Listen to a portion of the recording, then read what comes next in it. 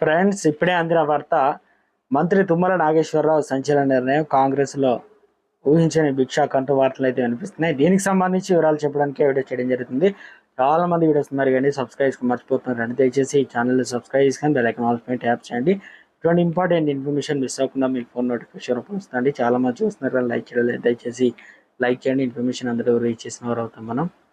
CM Revanth మంత్రి తుమ్మల మధ్య gap పెరుగుతుందా అంటే అవునని అంటున్నారు. తెలంగాణ కేబినెట్ లో సెంటర్ ఆఫ్ అట్రాక్షన్ గా ఖమ్మం మంత్రులు నిలిచారు. రాలేదా, పిలవలేదా, పిలుద్దామంటే అందుబాటులో లేరా అనే సందేహం అందరిలోనే నెలకొంది. ముఖ్యమంత్రి రేవంత్ నిన్న చేసినటువంటి సమీక్షలో వ్యవసాయ శాఖ మంత్రి తుమ్మల కనిపించడం లేదు సమాచారం. అయితే మరోసారి వ్యవసాయ శాఖ మంత్రి తుమ్మల లేకుండా ముఖ్యమంత్రి ఆ శాఖపై సమీక్ష చేశారని సమాచారం. గతంలో కూడా 2 సార్లు మంత్రి తుమ్మల లేకుండానే సమీక్ష నిర్వహించారు.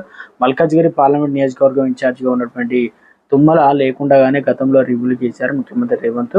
దుమ్ముగూడెంపై రివ్యూ చేసినప్పుడు కూడా మంత్రి తుమ్మల లేకుండా రివ్యూ చేశారు. నిన్నటి సమీక్షలో కనీసం ఆర్థిక శాఖ డిప్యూటీ సీఎం బట్టి విక్రమార్క లేకుండానే రివ్యూ చేసినట్లు సమాచారం. ఈ సమీక్షకు సంబంధించినటువంటి ఫోటోలు, వీడియోలు ఇప్పటి వరకు రిలీజ్ చేయలేదు సీఎంఓ.